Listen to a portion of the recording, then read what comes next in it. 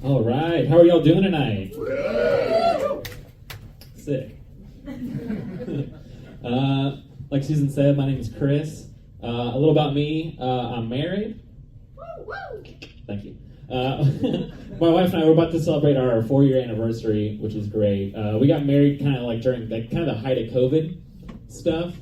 Let me say, we got engaged on Valentine's Day and married on June 12th of the same year during COVID. Wow. And also, we bought a house in that time, and then 6 days later, after moving into the house, held the wedding in the backyard. Yeah. Very sweet. Also, wouldn't recommend it. Very stressful. It was a very stressful time. But then the wedding went off without a hitch. It was such a beautiful, lovely day. The only thing I was even stressed about on our wedding day was that I really wanted to cry when my wife walked down the aisle. You know what I mean? Like, it's not that I wanted to. I wanted her to see me, see her, and then cry. You know what I mean? So you understand. My wife has seen me cry at the end of the live-action Speed Racer movie. This is not a good look. I'm not crying.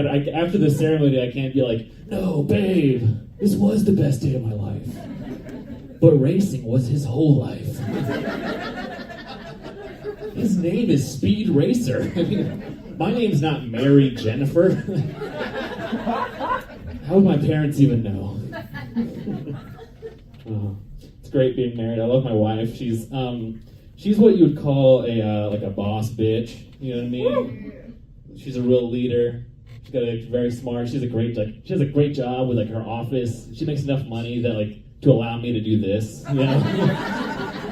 It's a good situation we got. She's a real she's the head of the household, and I love it. It's what attracted me to her. But the thing is, what I didn't know, I've always been very attracted to strong, independent women. You know, and when my wife and I got together, I didn't realize a woman who's a boss out in the world, in the bedroom, they don't want to be the boss. They want me to. And I'm like, that's not why I got into this. It's tough, you know what I mean? It's hard to be if we're having a date night, I can't at dinner that night, it's hard to be the guy who's like, babe, can you tell them that I ordered sweet potato fries and not regular fries? Oh, thank you. You know, the regular ones hurt my tummy. And then that same night, I gotta be like, you like that dick? I can't do that. What? Sex is already hard enough. Now I gotta throw in some character work, you know? Suddenly it's an SNL audition. I got 3 impressions of guys who fucked tougher than me, 3 celebrity impressions of guys who fucked tougher, and some political stuff. We have fun though. Recently just bought one of those vibrating cock rings. Yeah. Don't get me wrong, I like it. It's fun. What the Sorry, I brought it with me. That's fun.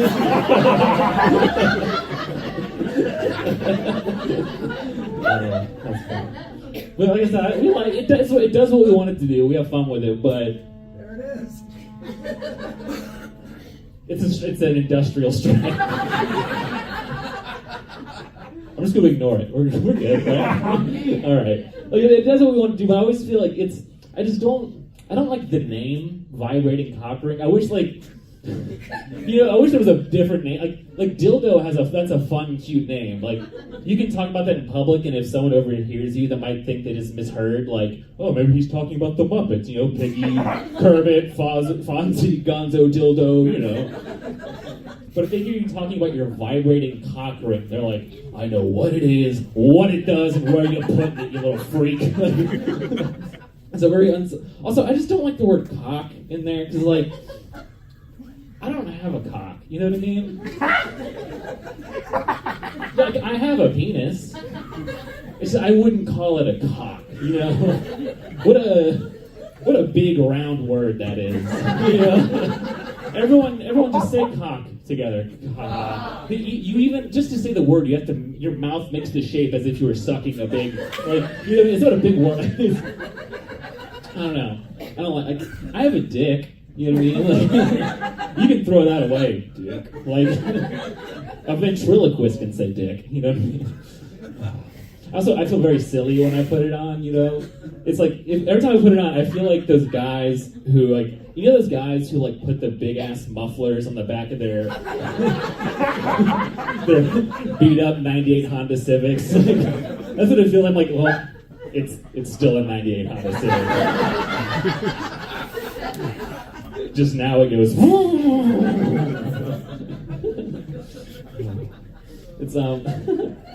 It's okay though.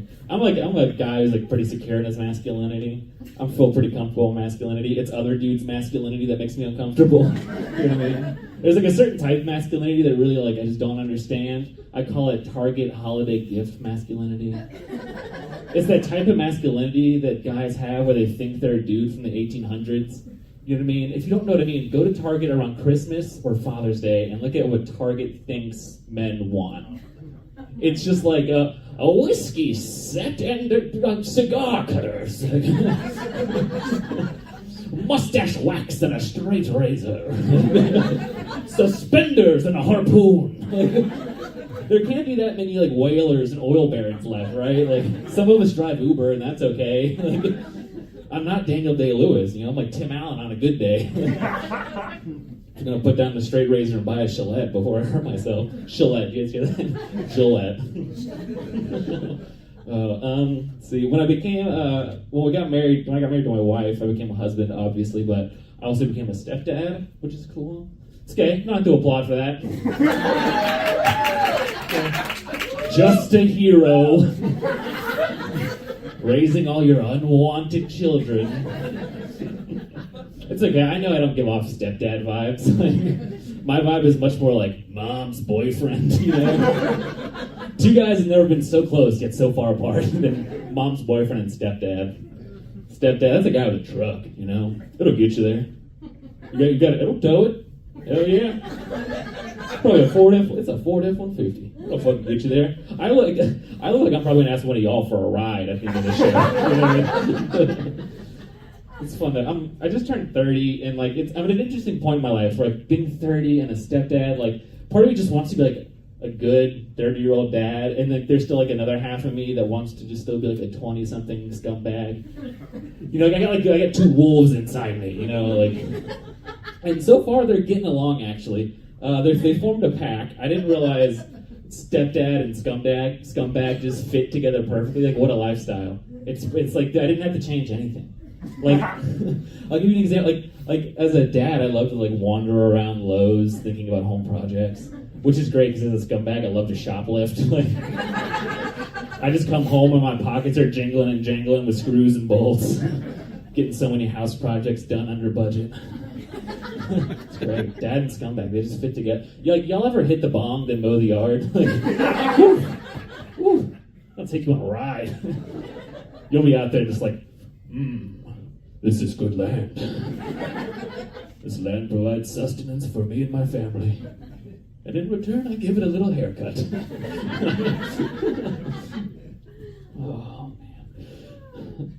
Being a parent, I didn't expect to be a stepdad. And when my wife and I were dating, all my friends were like, whoa, oh, isn't that weird? She's a kid. Oh, I couldn't do that, man. Isn't that weird? And the truth was, like, I never thought her having a kid was weird. I always looked at my wife having a child from her previous marriage as just like a trade-off. You know what I mean? Like a very even trade-off, in my opinion, because her parents are dead. It's okay. My wife was the first one to laugh at that. That's buddy. I'll take kid over parents any day. My parents are divorced. That means I already got like two more than I need. I don't need. Kidding me? I will raise someone else's child for 18 years before I have to worry about if my handshake is firm enough around the holidays, you know? That's an even trade. I will listen to a kid yap about Minecraft and Roblox all day before I pretend I didn't just hear your mom say colored people, you know?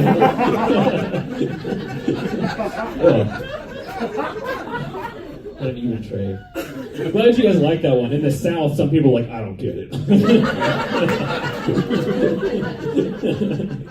Oh, you guys have been a lot of fun. My name is Chris Freeland.